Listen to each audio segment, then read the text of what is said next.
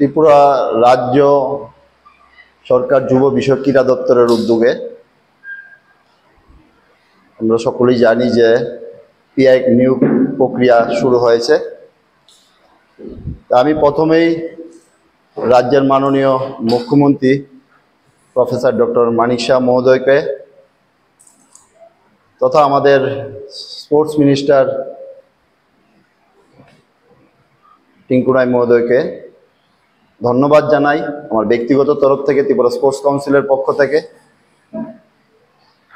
দীর্ঘদিন বাদ রাজ্যের খেলাধুলার কথা চিন্তা করে যে আমাদের যে রাজ্যের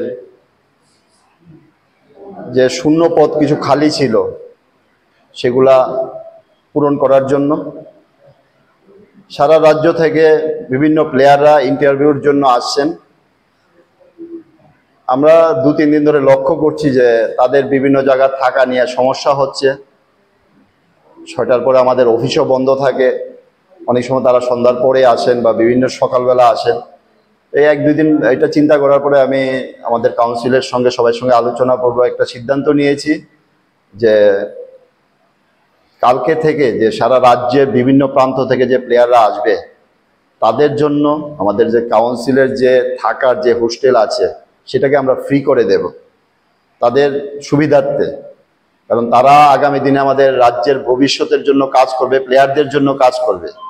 কারণ আমরা এই ক্ষুদ্র প্রয়াস কাউন্সিলের তরফ থেকে আমরা এটা করছি, আশাবাদী যে তারা তাতে উপকৃত হবেন।